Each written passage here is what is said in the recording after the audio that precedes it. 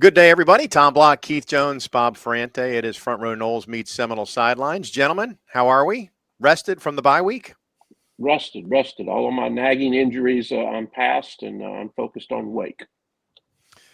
That's a complete lie. There's no way all your nagging injuries are past, Keith. You are correct. You are correct. Bob, how are you doing? I think Keith passed on some of the nagging injuries to me. I got a little bit of a shoulder issue here going on. Yeah, well, we're all at the age where, every day something else hurts and there's no good explanation for why it hurts. It Well, just ties back. there is. I slept wrong. How bad of an excuse is that? Yeah, well, that's where we are. Welcome to old men complaining about ailments here on this week's show. Obviously, Florida State was off last week. Homecoming this week. Wake Forest comes to town. We're all aware of what's going on in terms of the on-field football project. But one thing we've not spent much time talking about really since July and August, when leading up to the Alabama game, there was all this conversation. Is the stadium going to be ready? I don't think it's really ready. Is it actually ready? What's it going to be like? And then you beat Alabama, and there wasn't a single complaint about anything in the stadium, right? And to be fair, and I haven't experienced all the suites and all that, looks like they got it pretty well right, and it's a pretty nice, impressive structure. And then this week, the team, how I spent my bye week was packing and moving into the football-only facility, which is another item that's not a small ticket item. But anyway, Ben Zierden's going to join us, and he's the one who oversees these projects for Florida State. But I guess this is oversimplistic, but it appears that they hit a home run on both counts on these. Is that sort of the feedback you've gotten, Bob, from what you know and what you've observed and what you've heard? And we've gotten a chance to talk to a couple of the players this week. Mike Norvell's talked about it, in his press conference and his weekly coaches show. That was interesting. When I asked Richie Leonard about it, he said, yeah, it's great. First impression was wow. But also he said, they've been talking about this since I was a recruit in the 10th grade coming up here on visit. So it wasn't like this just happened, groundbreaking in December of 2022 when I went back and looked at it. So I think it's been in that discussion phase for a long time. These projects, they take time and planning, and obviously we all know that space because we can drive by it. It's a very narrow rectangular space. It was an old parking lot, so there were some construction challenges too there. But it's a beautiful building on the outside, and I can't wait to have a tour of the inside.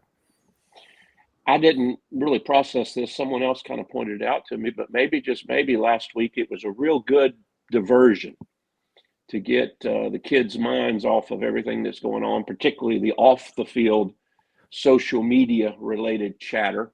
And maybe it was a good distraction. Maybe it was a way to detach and rest your mind a little bit while you're focused on something else before you come back to work and get ready for a football game.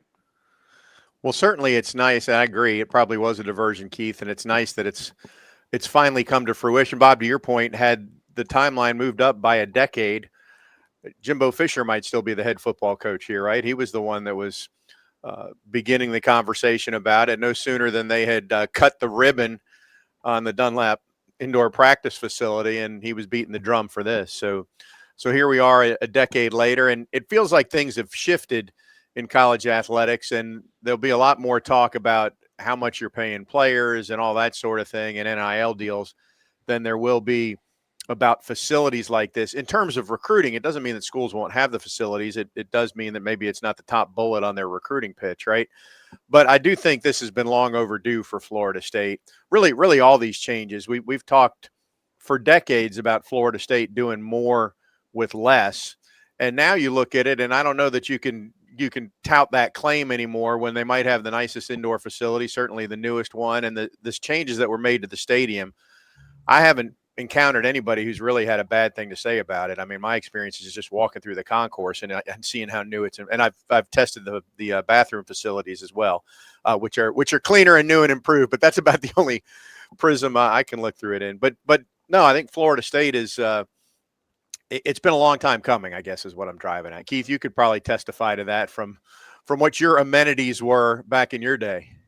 Very much so, and my contention has always been that if you're having to build things and show shiny things and having to impress people on recruiting visits with materialistic objects, then you may not be giving your program credit, or you may not be acknowledging what your program was able to do, because you go all the way back to the 70s through the 80s and 90s until the Morse Center, not the stadium enclosure, but the original Morse Center was built. The attraction to coming to Florida State was to play for Coach Bowden and winning football games. And, I understand that society has changed, kids have changed, et cetera, et cetera. These are necessities. They're not luxuries anymore. But I hope we never, ever lose the focus that one of the reasons to come to Florida State is the family atmosphere, how you'll be treated, the relationships that you will make that will stay with you for the rest of your life, and winning football games on a football field, which if you don't do that, all the rest of it kind of pales in comparison. Well, this will be directly related to Florida State's ability to win on the football field going forward. It may not solve the issues for this week or this season or what have you, but I don't think there's any question, and none of us know where this is all headed with Mike Norvell and Florida State. But when you look at this, if the position opens, Florida State's still going to be a really attractive position for lots of reasons, these being the latest: access to talent in the state of Florida, track record, history, all those things. This is one more thing that now spills those bullets onto page 2 of the posting, so to speak. I see you nodding yes, Bob. Yeah, I think what could make that, I want to be very careful. What could make this job attractive to a lot of coaches around the country are, you have the facilities, you have the infrastructure, the things that Jimbo wanted, the things that Mike Norvell probably identified when he interviewed back in November or December of 2019. Now everything is set in place. And KJ, Tom, you guys know this. The recruiting hotbed is literally right here. The attraction is to play in your home state, or to be from South Georgia and to not play that far from home. The attraction at a lot of schools is going to be, yes, money or coaches or relationships or whatever, but the fan base, the tradition, what Bobby Bowden built, what the players built. Heard a lot of players say this. I think KJ Kirkland said this pretty well on Tuesday too, is that, we have gratitude for this facility because of the players who came before us, and they paved this path. And there is grateful. I think fans need to hear that there is gratitude from the current players for what they have now. This, let's call it what it is. It's a very opulent structure of a football building, but it was also very needed. I think from a square footage standpoint, football needed to be able to kind of have this own building, to be able to kind of spread its elbows, to have meeting rooms and cold tubs and therapy areas, and just to be able to go about the day to day in a very efficient way. So this is, look, the price tag isn't great. I don't think it's the price tag that anybody wanted to see in the end, but it is the reality of the need for what Florida State football needs. Yeah, what is it? 146 million for 150,000 square feet or something like that. My home is going on the market, and the price per square foot is not in the same zip code, area code, geographic range as those figures compute to. Anyway, Ben Zierden is going to join us from Florida State. He's the Senior Associate Athletics Director for Facilities and Capital Projects. He oversaw the football facility, the stadium expansion, renovation, remodel, whatever the proper word is for that. And we'll learn a little bit more about I don't know how much he'll share about the trials and tribulations that went into that, but I know he's happy to see where it sits right now. So all that is straight ahead. Stay with us. We are just getting cranked up here on Front Row Noles. Hey, Seminole fans! Alumni Hall is your ultimate FSU shopping experience and has moved to a new location off Timberlane Road in Tallahassee. Shop FSU gear from Nike, Champion, New Era, Yeti, and more. Alumni Hall has Seminole gear for the entire family, plus accessories and gifts. Spend $150 and you'll earn $10 off your next purchase with their Hall Pass rewards. Stop by their new location on Timberlane Road near REI, or shop anytime online at alumnihall.com. Alumni Hall, where Seminole fans shop. We are back. Tom, KJ, and Bob. Really pleased to have Ben Zierden join us. Ben is somebody we've all known for a long time. He's the Senior Associate Athletics Director for Facilities and Capital Projects, which is a mouthful, Ben. But given all that's been on your plate, I feel like that's not even necessarily appropriate enough to describe in detail what you've overseen the last couple of years. So have you been able to take a deep breath given that you were on guard, on watch for both the football facility and the stadium expansion. Can you even wrap your hands around the fact that they're done now? I think I'm still trying to get to that point. Obviously with the stadium, hard deadline there with the first home game against Alabama. Just like every other construction project, coming in at the last minute, a lot of things being done as we got to the game itself, but was felt very good about how that finished off. It's not 100% done. We're still working on punch list items, so we're still not substantially completed with that. And then we went right into football season and focusing on trying to get the football building across the finish line. So I've had a few moments of pause where I've just kind of sat back and looked at things, but I think until we finish 100% with the football building, even though the team's in there now, again, still working through some punch list items. And so I'm just trying to get to the end of this calendar year, maybe take a few days off there around the holidays. For our viewers and listeners that aren't aware, Ben started working for Florida State when he was 12. He's been around that long, and he's had a number of different responsibilities. I remind myself, Ben, that Tom was talking about your big title. Your duties and responsibilities are inversely proportional to the length of your title. The main guys are main gals are CEOs and CFOs and that type of thing. But you busted the mold on that, my friend. You can have that big long title, but you've had some big responsibilities over the last 2 or 3 years. It's been fun. It's been a learning experience. I mean, especially with the capital projects, that wasn't something that I, as you all know, came up through the ticket office and, transitioned over to Seminole Boosters for a little while and was, certainly involved with operations, a lot of our, game day operations. And, when Michael Alford came in as the president and CEO of Seminole Boosters, we kind of did a sit down with a lot of the staff just to, get to know them, learn about their career paths, what they've done. And we got talking and, I could tell that he had some visions for, facilities and some opportunities for us to do some great things there. And, he just said, well, have you ever done anything with capital projects and construction? And, probably should have thought about it before I said no, but I'm sure I can figure it out. So let's go. So it's been a learning experience. It's been very enjoyable.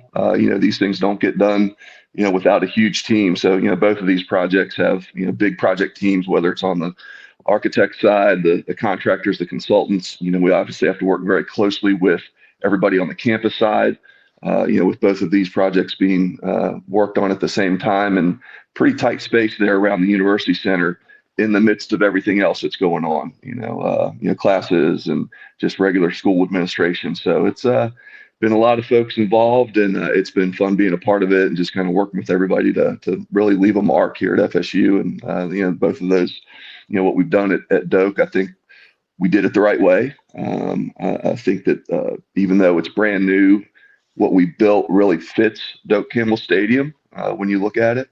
And then, obviously the football building, that's something that's going to be around for quite some time. So it's great to kind of leave a little bit of a mark there.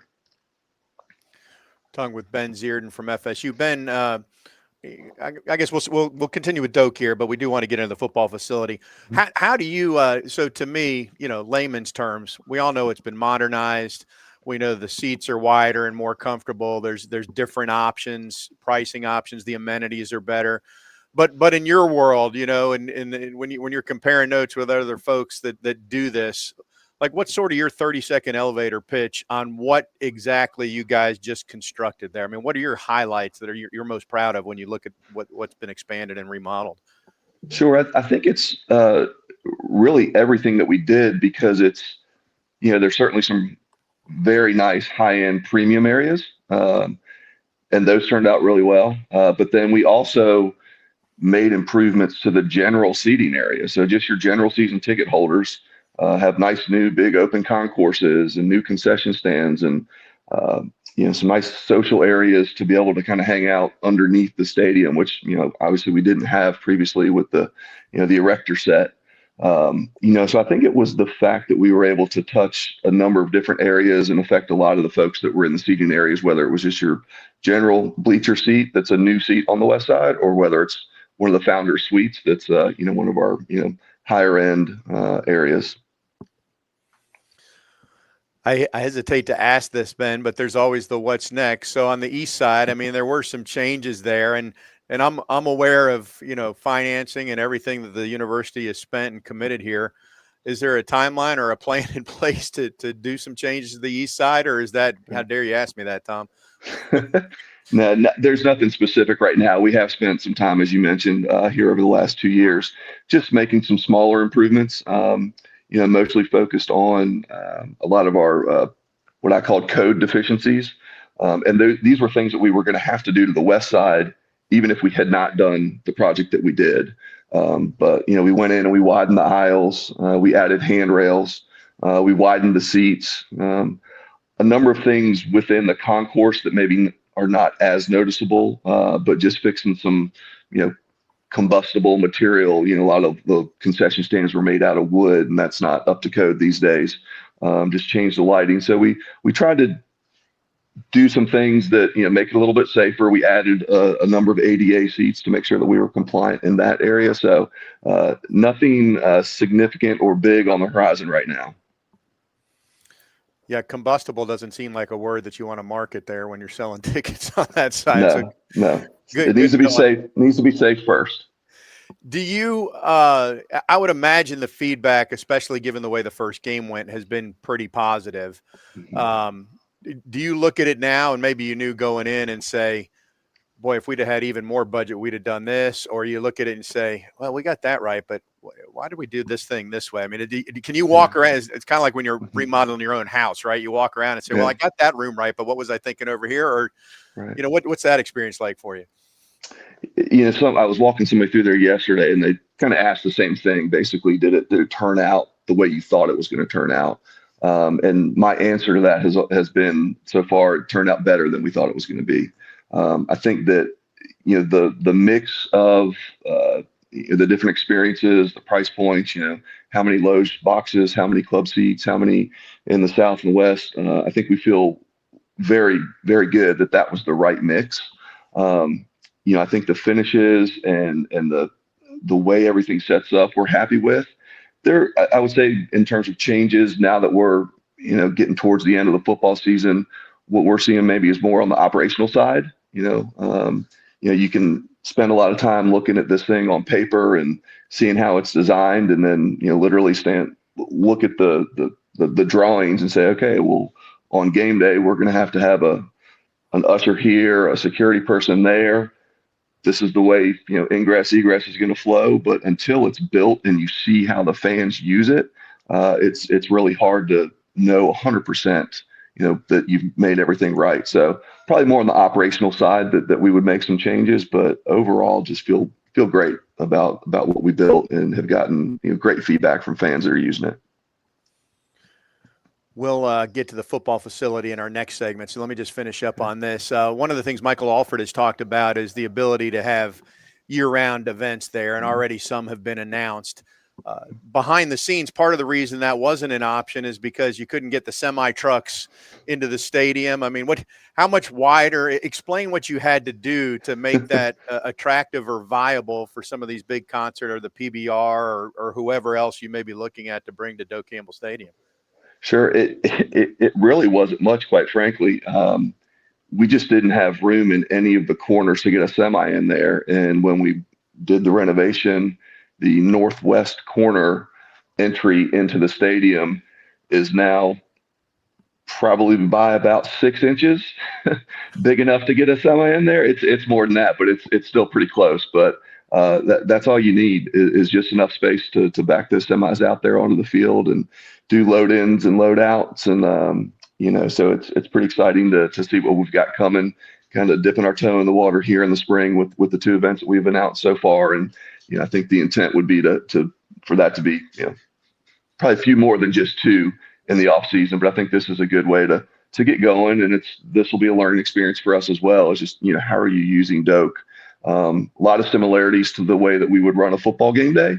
A lot of differences in the way that we would run a football game day, depending on the type of event that it is. So we've had site visits with both of those entities. PBR was in a couple weeks ago for first time after months of conversation and logistics, and we're able to walk the spaces with them and have them talk about their needs. And then we actually had the bananas in this week on Monday for about 6 hours, walking around, splitting into groups, talking about different things for the field and the broadcast and the ticketing and all those things. So it's again, something brand new for us, but it's been great. And I think everybody's gonna be pretty happy when we get in here, and it's great for FSU. It's great for the Tallahassee community.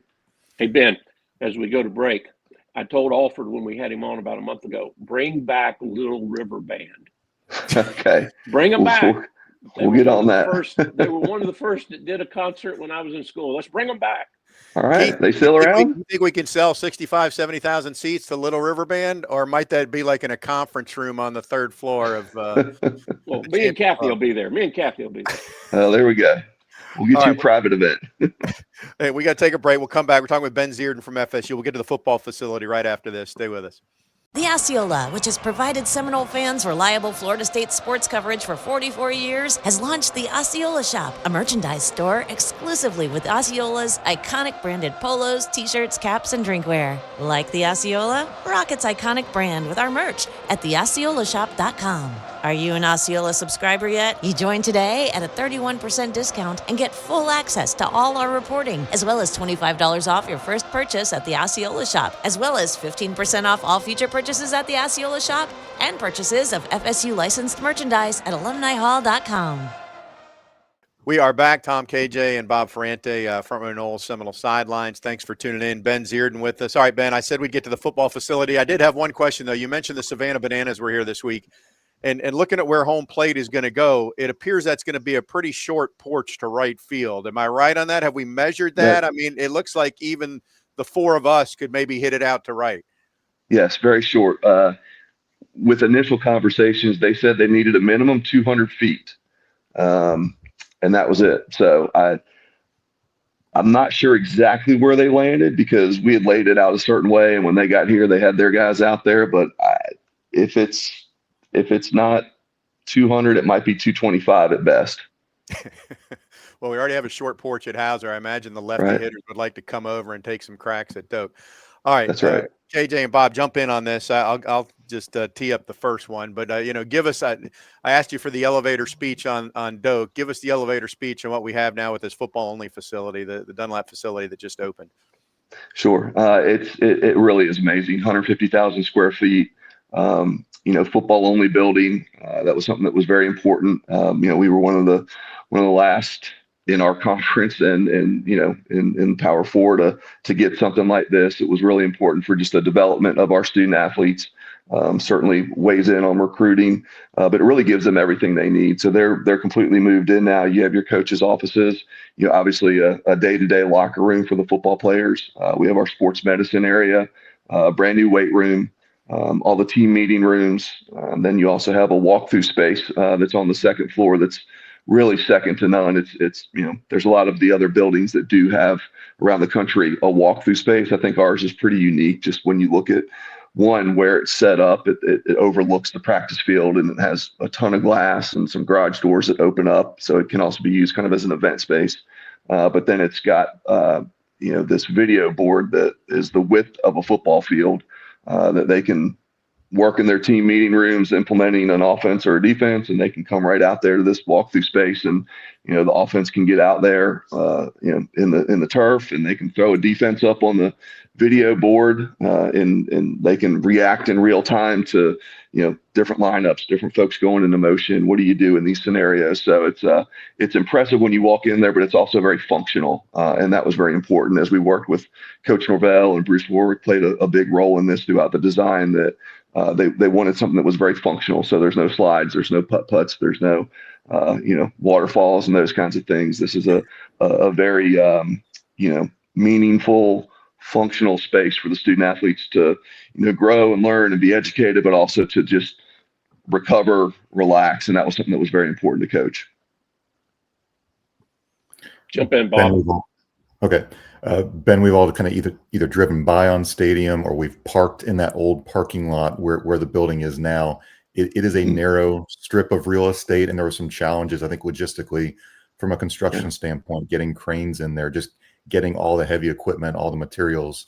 Can you just articulate just challenges day to day of operationally managing the project there? Sure, it was certainly a challenge, and funny story. I think you all know that Michael Alford likes to give everybody nicknames, and it was actually an architect with Populous who designed this. That was on very early in the project, actually back when this thing had a lot of different iterations through several different administrations and coaches. And when Michael first saw the initial look at it, he nicknamed this particular architect Shoehorn for the way that they had shoehorned this building in between the street and the practice field. So very tight space, not a lot of access because of the way it kind of, you've got Pensacola Street, Stadium Drive on one side, you've got practice fields on the other, backs up to the soccer field in the back. And so they actually had to break it into areas and really start at that back area, because once you started building from that back area towards soccer out towards more, you couldn't get anything else back there that was big. So, there was some constructability and some sequencing there that was really important to get figured out. And, that was, I helped as much as I could, but that was certainly on them to figure that out. My role was, really making sure that it was fitting our priorities, and then making sure that we were understanding how this was affecting campus. So you had this project as well as the stadium project going on at the same time. I think we certainly tested the patience of a lot of the folks that work in and around the University Center over the last couple of years. We're just now getting to the point when you show up in the morning, you're not having to dodge a bulldozer or dodge a delivery or don't go wash your car and then go park there because it'll be dirty by lunchtime. So a lot of logistics, a lot of hoops to jump through, but again, great project team, worked very well with our campus partners. Again, a lot of disruption to some of the regular traffic flow and closing down certain parts of the area for utilities underground and then pedestrian traffic. So a lot to be done, but we did it the right way. It was done in a safe way, and we did what we needed to do to get it done. All right, Ben, former player question. We now have a day-to-day locker room with easy access to the practice facility and indoor. Will we still use the game day locker room for game days? We will. That'll be a game day locker room only. And, we renovated that. Was that about 4 years ago? That was one of my second or third projects getting into construction. And when we renovated that locker room at that point in time, we did that understanding that this football building was coming. So it really was designed as a game day locker room. So it didn't have the big cushy chairs, and it wasn't designed necessarily for them to be living in it, even though they have been for the last couple of years. It's nice and it was functional. But there were some elements that would be different if we knew they were going to be in there every day. So that's the way that was designed. We're busting at the seams for space. So even from an equipment staff perspective, they have their space at the new building, but keeping the equipment room and the game day locker room at Doak allows them to kind of spread out and utilize space a little bit better. And then the other piece to that was just the weight room in the Moore Athletic Center.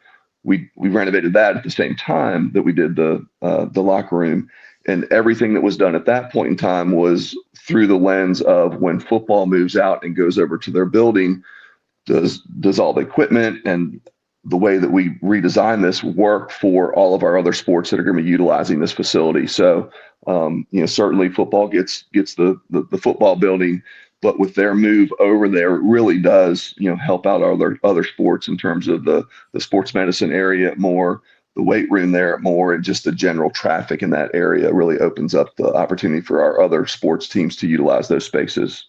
Now, the most important question. What other head coach gets the football head coach office and more?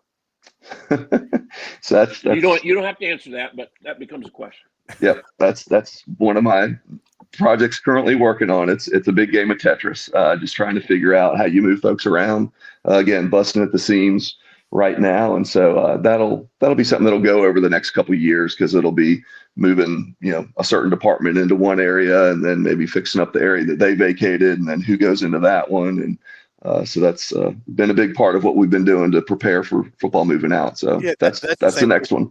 Yeah, it's the same question I was going to ask, KJ. So the third floor where football has been, they're no longer there. They're all in the football facility. And so you can repurpose all that space for, and not just the third floor, I guess second floor had, I mean, there's a lot of space Right. that was solely football that now is freed up for Right. others.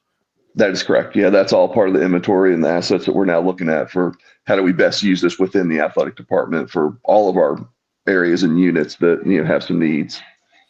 Yeah, the radio crew would, and I think the Osceola would too. A nice lounge over there. I mean, some of those offices have a Yeah, nice view of Doak. You know, just bear that in it's mind when you're. beachfront. It is beachfront for sure. Yeah, it is beachfront. What else is on your plate? Because I know that project list, like you cross something off the top, and then there's still 19 more things on. Like the lacrosse stadium is Sure. coming online, and there's 19 other things probably that. So kind of give us an overview of what else is coming. Sure. Yeah, I mean, lacrosse is obviously a priority right now. They you know, are here on campus practicing. They start their season in the spring, February 7th. So we've got the turf field down out there. That went in last week, so that's down right now. The goal is to have the press box and the stadium portion of the complex ready to go by February for the season. We'll have them in temporary locker rooms out there during the season while we're finishing out the clubhouse. Clubhouse probably won't be finished until probably May. So that's a big one. You know, outside of that, there's nothing where we're turning dirt in terms of anything big. We're doing some, you know, we're finishing out the baseball stadium with the enclosing of the batting cage. So that's getting done right now. Have done a little bit of work over at the basketball training center with Coach Laux coming in. Just kind of your typical transition of a new coach, you know, especially with Coach Hamilton being here for as long as he was. You know, he liked things the way that he had it, and now you've got a different coach and a different staff that want to use the space a little bit differently. So just doing some things over there, but that's more, you know, finishes and carpet and paint and, you know, moving some offices around. A little bit of an upgrade to some of the locker room area for the players there. So a lot of what I would call smaller, minor projects right now while we talk about what that next big one is. You know, certainly Dick Hauser's always on our mind about what we can be doing with that facility. You know, have done some good things for Link here recently, but, you know, we'll need to be making some decisions on that one soon in terms of, you know, big picture, where do we go forward with that? Final one for me, Ben, and we'll let you get running. I know when you go into projects like this, you tour the latest, greatest stadium all over the country and see what the architects you're working with have done and that sort of thing. How often are people calling you now and coming to see what just happened at Doak and this football facility? Yeah, quite a bit. I would say over the last year, you know, Nebraska's been here a couple times because they've got a similar project that they're looking at doing. That school down south has taken a look at what we've done with our premium areas with the stadium. We actually had the Houston Texans in to look at both the stadium and the football building. We've got, Michigan State. Michigan State's coming in next week to take a look at the stadium. So it's a lot of interest. It really is.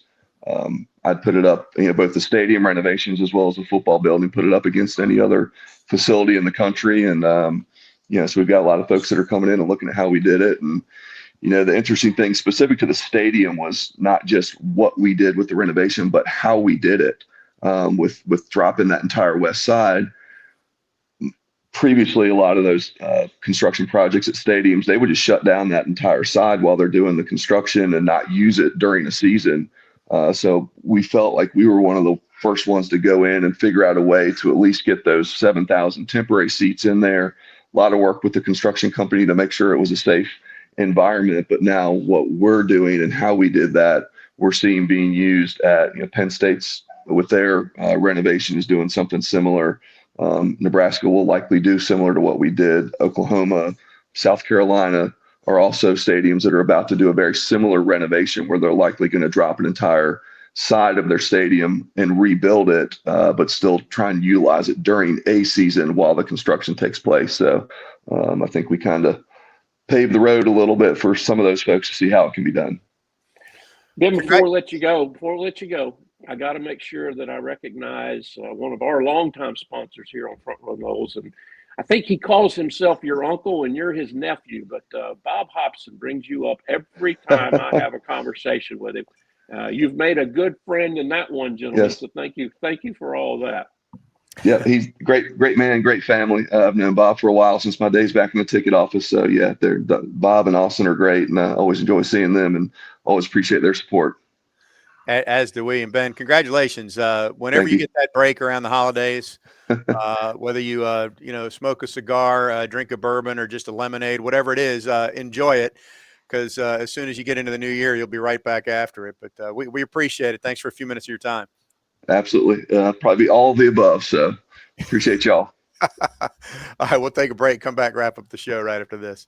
Since 1982, the Osceola has provided reliable coverage of Seminole sports and now offers a free daily newsletter with the option to upgrade to full access with a paid subscription. For more information about free or premium subscriptions, visit theosceola.com. Get 31% off your first year subscription and receive $25 off any Osceola branded merch. Visit theosceola.com. A few minutes ago to finish things up, I don't know if you guys are the type that get stressed in your jobs. Bob, deadline. It used to be that deadline was, overnight for print, right? But now it's every second is another deadline. And KJ, risk management, you spent a lot of time looking at tables and all that and selling insurance over the years, and now you deal with students. And anyway, my point is, do you think Ben starts shaking when his phone rings and it's 3 a.m. because he's overseeing all these projects? I mean, all of a sudden your phone and you're getting texts. It's 4:29 a.m. It just feels like that's not a very restful job if you're in charge of all of that.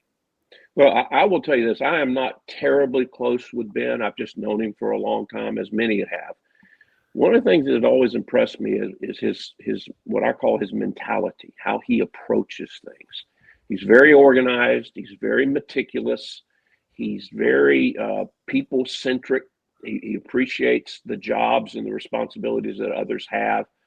He does have a little bit of an ego. We all do, but he can put his needs and wants aside to make sure that the overall project goes well. And you may say, why in the world would Ponder or Alford put him in that position with $500 million plus on the line when he's never done it before? And the reason is because he's got the temperament for it, in my opinion.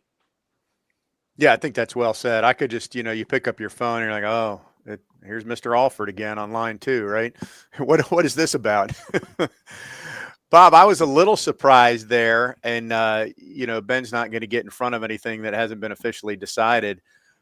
There has to be some sort of idea of what they're going to do with the space on the 3rd floor and the old football. I mean, I imagine every coach on campus has been knocking on Alford's door, pleading their case for why they should be there. Is there, I guess there's nothing concrete at this point. Do you have any idea of where that's all heading?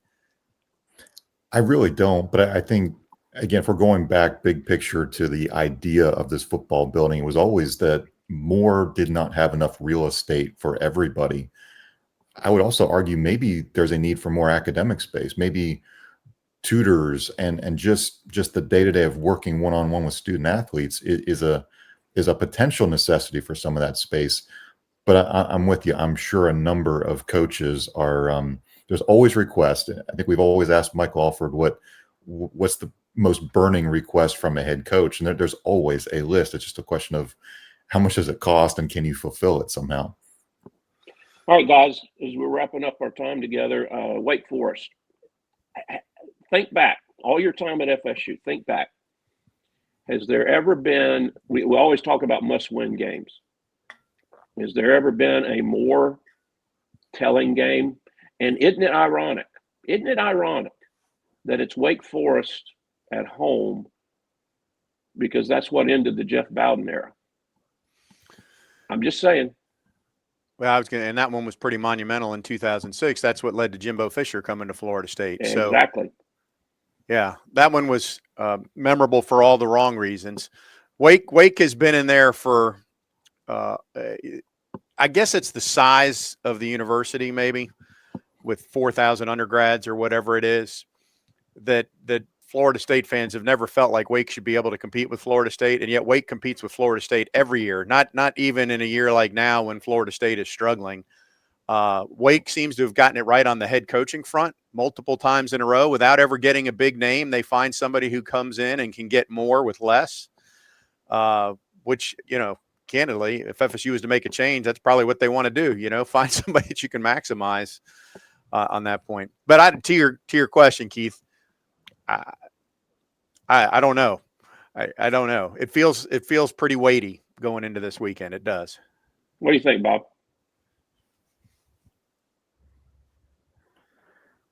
I mean, it feels like every game is the next biggest game of the Mike Norvell era. This one feels like it's very significant. I don't know how Wake Forest is a 1-touchdown underdog, given that they took Georgia Tech to the limit. They just upset SMU on that 50-yard field goal that was good by about a foot or two. Wake Forest has a really good defense. I know we're not getting deep into X's and O's, but this is a very good Wake Forest defense. Can Florida State run against them? Is Tommy Castellanos healthy? I think there's a lot of big questions. Guys, the big ones for me are still, does Mike Norvell's voice hold command in the room? Are players still leading? Are your leaders leading? That's among the biggest questions, because if you're leading, you're holding guys accountable. You walk in with a level of confidence and you feel like you can win. Don't size up that Wake Forest helmet also is another thing that I would say this team cannot say, oh, it's just Wake Forest. That's not going to do it on Saturday at all. I think we'd all agree, Bob, that this is between the ears much more than it is about the physical talent on each roster, right? And I think it's been that way for a number of years for Florida State right now. And how much leadership, how much resolve is there? We'll find out Saturday night at 7, right? I do know people still want to watch FSU apparently because they keep putting them in night games. The Clemson game's now a night game too. So they continue to do TV ratings, which that part is good. Keith, maybe you and I should go tour that football facility so you can point out all the amenities that weren't there during your day. I love how they say about the cold tubs. We didn't have cold tubs. We had whirlpools with hot water, and then they'd empty the whirlpool with hot water, a cylinder looked like a cow trough, and then fill it up with water and fill it up with ice, and that became our cold tub. They had ice back then? It's kind of like the age-old thing, guys. The real learned person that said, there's one thing that still bothers him. One thing this PhD level person said that he can't figure out. The thermos bottle. You put cold water in it, it stays cold. You put hot water in it, it stays hot. How do it know? How do it know? It's a good question. Something for our listeners to ponder until we return on Sunday to recap the Wake Forest game. Until then, while you pontificate about KJ's question, he's Keith, Bob, I'm Tom. Thanks for tuning in to Front Row Noles.